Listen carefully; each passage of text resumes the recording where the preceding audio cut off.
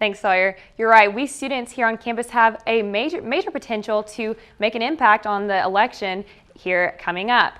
But today I went around campus and talked to students about whether or not they plan to show up to the polls this year or watch the debate tonight. Here's what they said. Young adults make up about 10 to 15% of the voting population in the United States.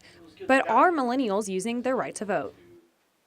In the 2012 presidential election, about half of the young voters showed up to vote. Now, that may seem like a large percentage, but it was actually the lowest amount out of any other age group in the U.S. Many students say that their reason for not voting is because they don't think that their vote counts or that they have a voice.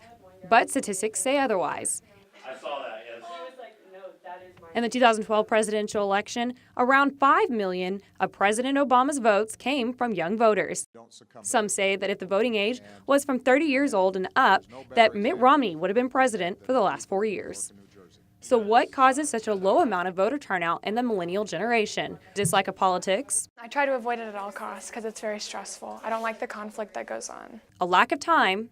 Got a lot of homework, so I don't know if we would be watching TV tonight. Or just a lack of general information?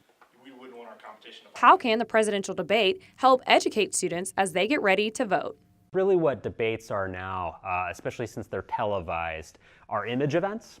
And so we're going to be watching to try to determine whether or not there's a candidate that we like that represents sort of who we are. The debate will put each candidate under the public eye and allow them to answer questions without the help of a pre-written speech or a teleprompter. Everyone is created equal. You're watching to witness a gaffe, to watch an odd moment of maybe authenticity or personal honesty. Some say that they hope that this opportunity will give students the information that they need to make a decision when they get to the polls this November. A lot of people say that their vote doesn't matter or something like that, and I totally disagree with that. I think you should vote for the best one of the two that you like. Regardless of party, I think you need to vote for who you like. Right now I'm in the studio with U of A senior Jake Kite, who studies journalism and political science. So Jake has been taking an honors course this semester designed around the relationship between government and the media. So Jake, what's something that you've been able to take away from the class this semester? Well, I think through a lot of really unique opportunities that we've had from AP reporter Jesse Holland coming in and other guest speakers coming in to talk to us about how the media has an important role, but really a responsibility to bring the truth and bring it efficiently and effectively to the people. So the debate tonight is unique in that it puts the candidates in a new medium. So how do you think that this is beneficial for people watching?